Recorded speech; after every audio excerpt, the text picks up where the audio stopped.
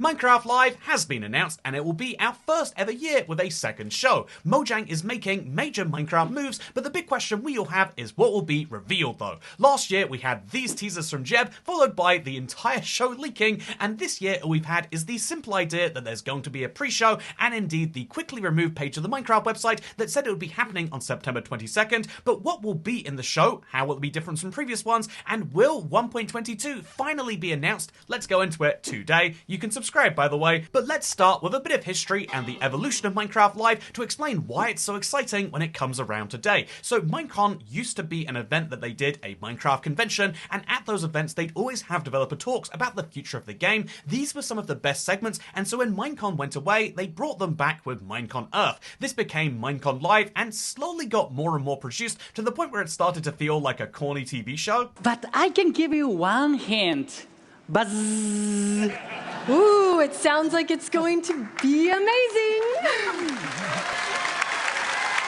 This family daytime TV show vibe was slowly replaced in the post-COVID era with the 2021 live show featuring many more conversations on sofas like this one. What happens if you open your old world with a new version of Minecraft? And I took a look at what happens in my old world, which I've had for like 10 years, playing with friends and family. And let's take a look. So there it is, all the old stuff we built 10 years ago.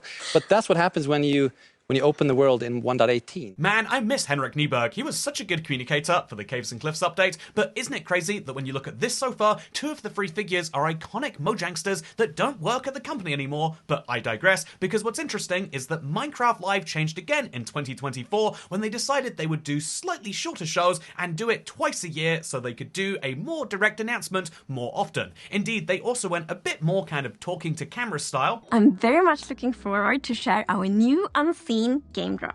But before that, we have something a bit different that will first come to Bedrock in a few months.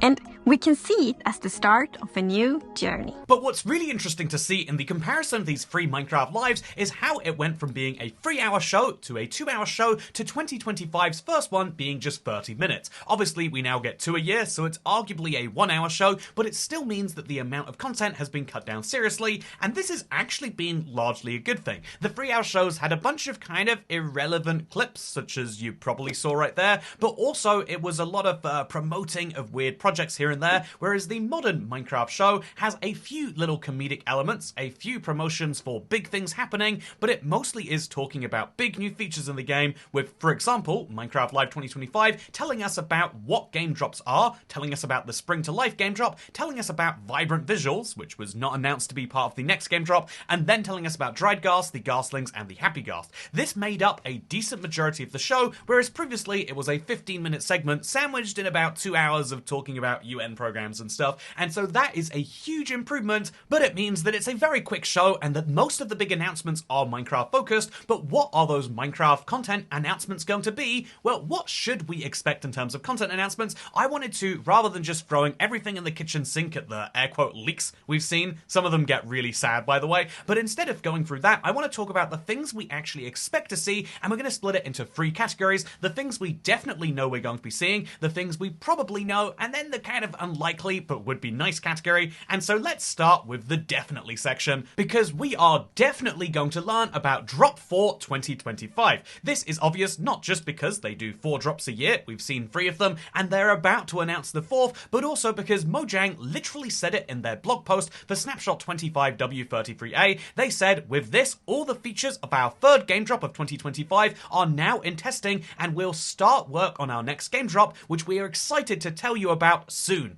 I mean, what is the best time for Mojang to tell us about an update? We've known forever that it's Minecraft Live. Every update going back to 2020 has been announced at Minecraft Live, and so would this be the first time that it's not? I think it's very, very unlikely. So we're going to be learning about their next game drop. To be clear, they're using the terminology drop here, and this makes it likely it's going to be a small 3-month drop cycle, just like all of the other ones. It's possible that it could be longer, because Minecraft has been referring to the Tricky Trials update as a drop, but for now we can simply say that they're working on the next drop and it's exciting. But that also means the previous drop, the Copper Age, is finished. This is a big deal, and usually we'd expect to see its big drop name and release date come out, but we already know the name, and we are expecting that the update release date is going to be before Minecraft Live, because we haven't seen an officially confirmed by Mojang date yet, even though the Copper Age is getting pretty close. So I would expect that the Copper Age is going to come out maybe around the same time, maybe just before Minecraft Live, and Minecraft Live is just going to remind us as to what is going to happen. And then the last thing you can be almost guaranteed is going to come up is obviously Minecraft Bedrock content creation. This is a big deal for them with the marketplace and all, but it has just gone a big upgrade with the Copper Age because custom biomes will now finally be possible, and so I would very much be expecting a big announcement on that, and maybe even some more. With that said, let's now talk about what is possibly coming, because outside of knowing that we are possibly going to see, the Copper Age getting a trailer or whatever, we know that we are possibly going to be seeing Spicewood be announced. This is Minecraft's next game project. It's likely a sequel to Minecraft Dungeons. It has lots of leaked images that I won't share here, but it is definitely in development. Minecraft definitely has developers working on it. The only question is, when are they going to announce it? It could be something that they're waiting to announce until it's ready. Obviously, we all know that Minecraft Legends was announced far too early, built too much hype, and then didn't live up to it. And so there's a question of, will Mojang announce their next game if it's coming in 2026, or will they keep it brewing, keep it kind of hidden under wraps for longer so they can make sure they release a good game rather than one that releases on time? This is the big question that we're going to have to see answered. That's why it's in the possibly category. I would say it's about 50-50 in terms of odds. I would say it's more likely that we see a Minecraft Switch 2 native version be announced. This is a very big deal for anyone playing on Nintendo platforms, because right now the Switch 2 gets better performance than a Switch 1, but it's still running that Switch 1 piece of software. If they make a native version, you could get 3 to 4 times the current performance. This is a big deal given the millions of consoles that have shifted for the Switch 2, and for all of my Minecraft Nintendo fans out there, I know there's a lot of you watching. Good news, I would say this is one of the more likely things that gets at least a little word here or there. I don't think we're going to be hearing it be announced and then immediately come out, but I would suspect that because it's one of their long-term initiatives, they'll at least play some lip service and say, look, we are planning to do this because the Minecraft Series X and the Minecraft PlayStation 5 native copies have brought a big breath of fresh life to the console Minecraft, and I think it's kind of funny that all of these years later, Minecraft coming to new platforms is still kind of a big deal that we cover here on this channel. Anyway, with that said, Minecraft also is possibly going to announce their new version numbering system. 1.21.130 is going to be the name of the winter drop, and 1.21.11 on the Java version. We're going to get to a really big mess if the winter drop comes out and they haven't fixed the version numbering, and so I would say it's possible that this is when they announce it's coming. We have seen developers say that they are going to change it, but it isn't something that has been officially said anywhere. That would be really, really swell. Anyway, that is as far as the possibly category goes. Now let's talk about unlikely, but would be nice. So Minecraft released a video talking about the Elder Guardian recently, and there's lots of odd inconsistencies with how that works compared to the regular game. This is something that's interesting, of course, because we are fairly certain that Mojang is working on the oceans on some level, and so this is quite weird, but the weirdest and most unexplainable thing is actually the iron doors. I know this sounds strange, but right now doors in Minecraft are what you might call 2D. They are very simple. They worked on making 3D doors, but it never really went anywhere. But in this video, they showed a 3-dimensional iron door that looked like this.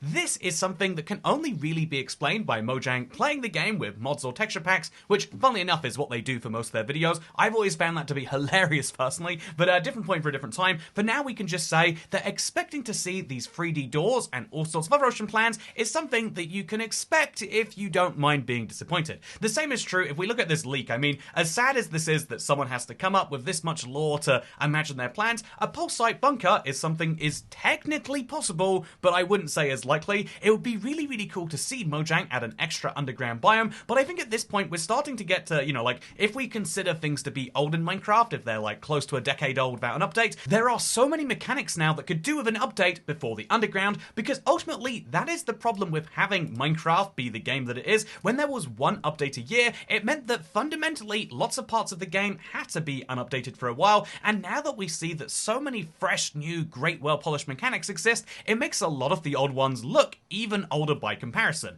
This is why it's really fun to see the drop system, and why we probably need it, but as you all know, Minecraft have hinted that they are still working on updates outside of this drop system, and so it's possible that we will finally see see 1.22 or their future update plans in that vein be announced too. But again, basically everything in this category, you know, we could talk in this category for literally years about how, like, yeah, Minecraft could be planning a fishing update. Would love that. Yeah, Minecraft could be planning an underground update. Would be great. Minecraft could be planning an end update. I mean, there's some minor evidence and you can really piece it together if you want to. Would be great too, right? Because I think I'll leave the speculation to you, because I've always believed the truth is very important. Speculation is fun when it has a basis in that truth, but when you're just coming up with things to speculate on, when you're looking at things and saying like, oh, it's got a tiny possibility, technically maybe, I think you've gone a little bit too far. And so with that said, I hope that you have some fun ideas for me in the comments, and also I look forward to seeing you at Minecraft Live.